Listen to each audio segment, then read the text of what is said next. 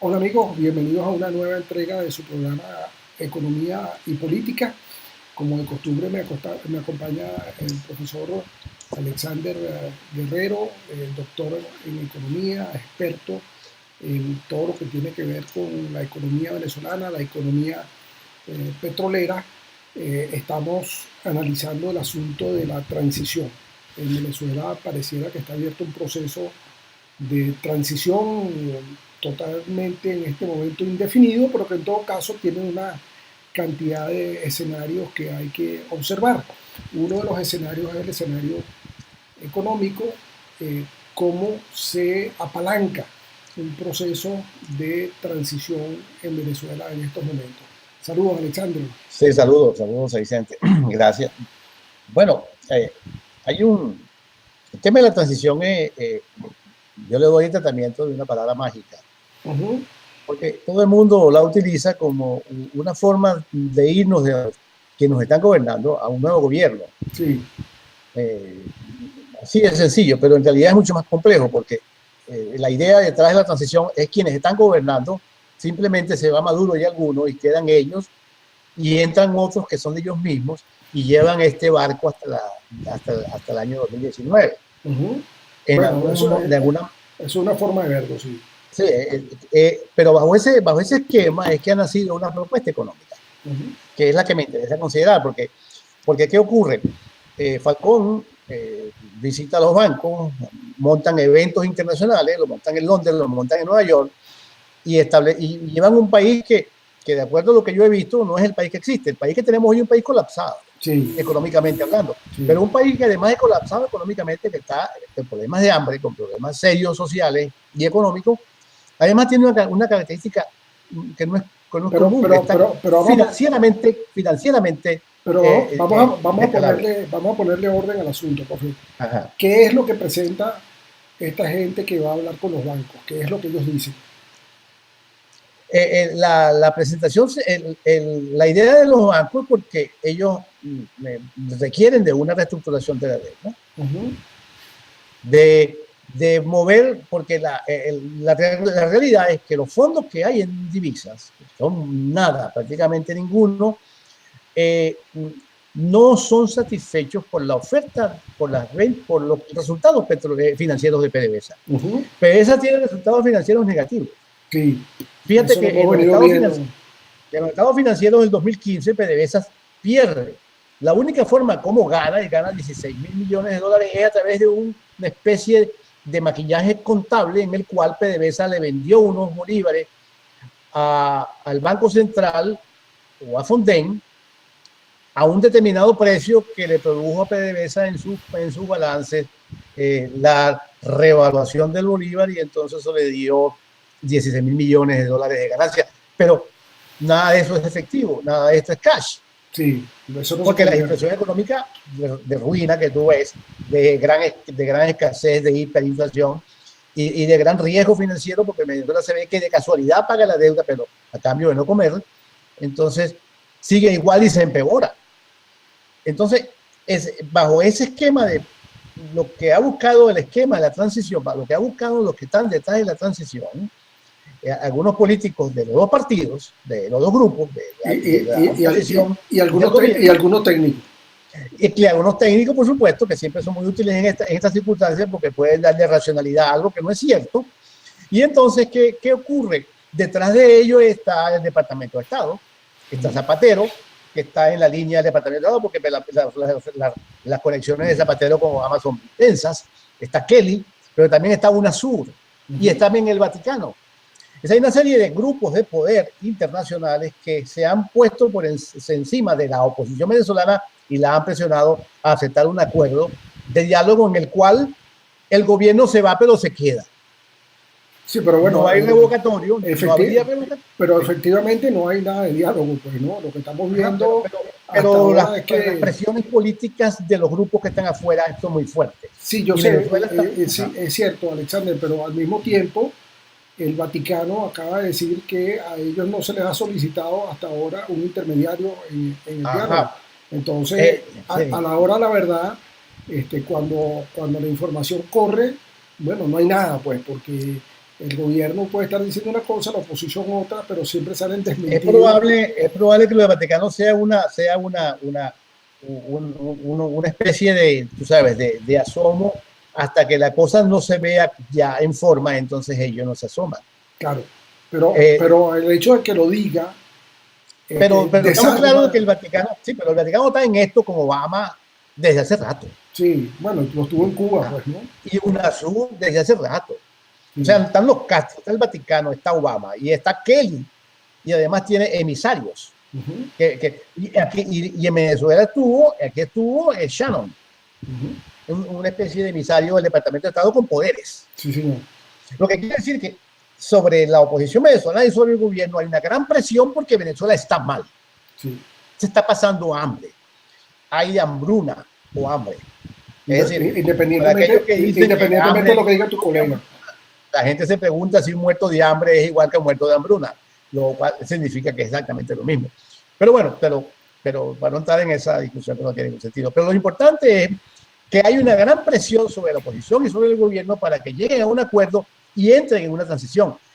Allí es donde entra el gobernador de Lara, que sería Falcón, que sería el líder de la transición, y él se ha movido, sobre todo en los círculos financieros internacionales, presentando una especie de programa que él podía llevar a cabo de una cierta apertura, en un programa que inclusive se mantienen los controles, se mantiene el control de cambio, se mantienen controles de precios. O sea, que es Y no un se, programa inútil.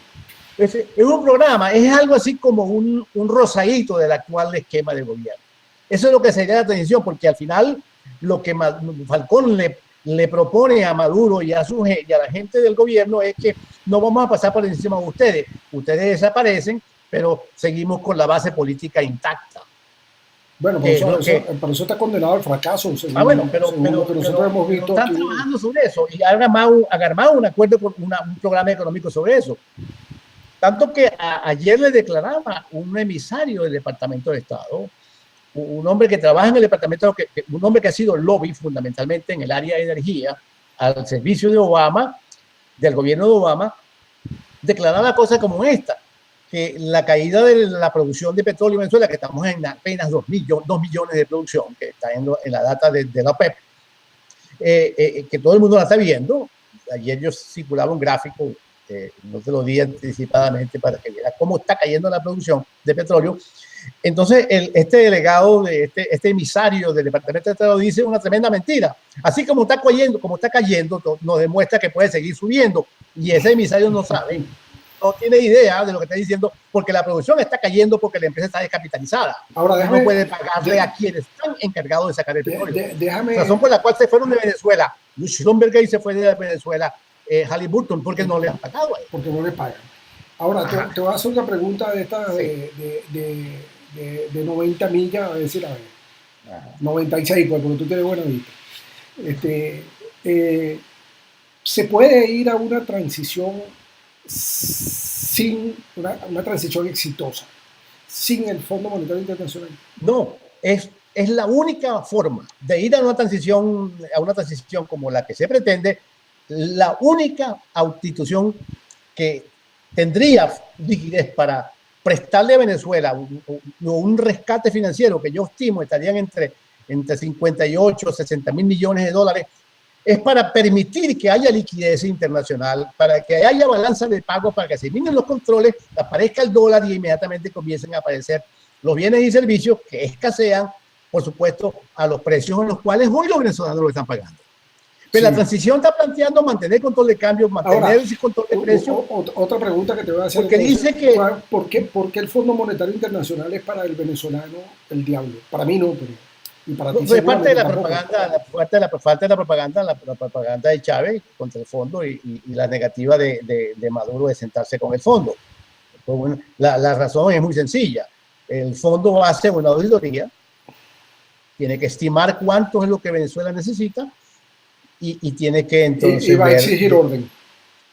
Y entonces se va a ver exactamente cuáles son las deudas escondidas, como hizo Grecia con el fondo, y el fondo las descubrió, y cuáles son los activos sobreestimados. ¿Y quiénes son los activos? Toda la data financiera de Venezuela la va a tener el fondo en sus manos. Sí. Recuérdate una cosa, José Vicente, que Venezuela le ha escondido la información económica desde hace 110 meses. Y la información financiera y monetaria, inclusive incluyendo el oro monetario, desde septiembre de 2014. ¿Y por qué se le entregaron recientemente? Porque seguramente ya no había manera porque pueden recibir sanciones. Y entonces ya el fondo seguramente pasó un oficio interno que no lo conocemos, pero es la única forma que te explica la reacción del gobierno, ok, le vamos a mandar esto.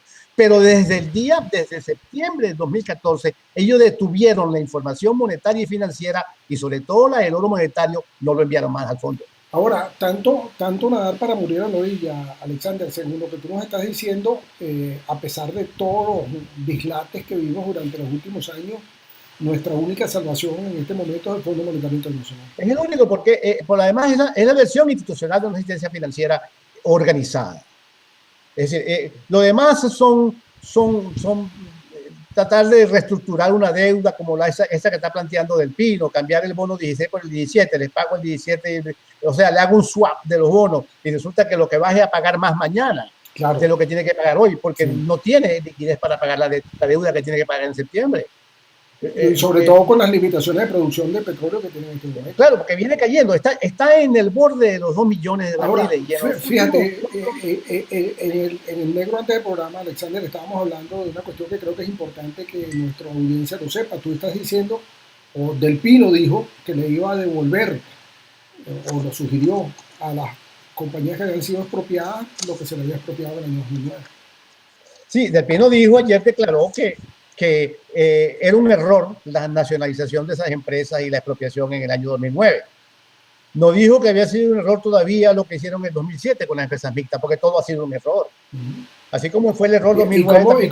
¿Y cómo se subsana ese error que tú reconoces? Ahora él dice que se va a revertir la propiedad de esas empresas a las empresas que ellos expropiaron, pero toda esa maquinaria y todos esos equipos, todas esas instalaciones fueron destruidas. Ahora, pero fíjate, Alexander, si todavía hubiese interés, nos quitaría encima la demanda de 12 mil millones de dólares de esta empresa ConocoPhillips, por ejemplo. No, todavía no, eso no lo vamos a quitar encima. Okay. Pero es que es bueno que expliques eso, porque a lo mejor porque esas son demandas ante tribunales especializados de CIADE, que es lo que se encarga de llevar esto a su punto final. Pero en términos de lo que dijo Del Pino, eso lo pueden hacer. Lo que ocurre es que esas grandes instalaciones y ese capital fue desmantelado desde el año 2009. Y parte de la caída de la producción de la costa este del lago de Maracaibo se debe fundamentalmente a que esos acuerdos, esos convenios sobre los cuales operaban empresas privadas simplemente desaparecieron porque la revolución los eliminó. Ahora, ¿cómo restableces tú eso? Bueno, necesitas dinero, capital para restablecer los bienes o todas las instalaciones que se utilizaban allí. Entonces, todo eso desapareció, todo eso fue desmantelado. ¿Cómo van a hacer? Bueno, es un problema logístico y PDVSA no tiene finanzas para llevar adelante este programa. Pero está bien, es una demanda, es algo importante que el ministro y el presidente de PDVSA dijo cometimos un error y ahora lo queremos subsanar. Es bueno que lo diga. Bueno, ya por lo menos. Pero too late, como se dice en inglés. Sí, pero muy tarde, muy poco. Sin ánimo a conformarnos, lo cierto es que hay un reconocimiento de que la política fue errada. Porque al final lo que está pasando es eso. O sea, nos equivocamos en la política y eso requiere subsanar lo que hemos venido haciendo. Pero fíjate una cosa, ahí se ve dentro del gobierno algunos intentos de remendar. No lo hacen de manera responsable, sentarse y decir en vida de la Asamblea Nacional, señores, vamos a un acuerdo político y vamos a echar esto para atrás porque esto arruinó a Venezuela. Sí. Por lo tanto, aquí está el cargo y renuncio. Eso es como deben hacerlo. Y entonces salimos de esta cosa porque hasta ahora hay que proteger al gobierno de que se vaya del gobierno, pero se mantenga en el gobierno, que es lo que pretende la transición. Sí. Que el gobierno se vaya, pero se mantenga. Sí. Y entonces ellos mantienen un nuevo gobierno dentro del mismo gobierno, porque sería un nuevo gobierno que saldría dentro del mismo gobierno, gente del gobierno, evidentemente con otros nombres, hasta el año de 2019 que tendríamos elecciones. Eso lo resolvemos de una manera mucho más cómoda, con el revocatorio y elecciones en enero. Claro. Así es como podríamos resolver. Y de una vez por todas, y vamos a un esquema que no sea de transición, que es muy costoso, económica y socialmente, exactamente. un esquema político y económico de eliminar los controles, de privatizar todas las empresas del Estado, de devolver todo lo que se quitó y entonces para caída, ¿cómo se llama? Borrón y cuenta nueva y entonces Venezuela tenemos que recuperar el capital reputacional que hemos perdido para convertirnos en un país de nuevo. Nos queda un solo minuto para que tú digas que tú no eres neoliberal salvaje. No, y es que no soy neoliberal, pero jamás soy liberal. No, pero salvaje, porque es que la gente confunde no, las liberal cosas. Solo, liberal a secas porque es liberal. O sea, yo creo que el Estado debe centrarse fundamentalmente al cuidado de la ley que se cumpla y al respeto de las garantías de todos los individuos. La propiedad, la vida y la libertad. Que es lo Producir cosas tiene que hacer los ciudadanos, no el Estado.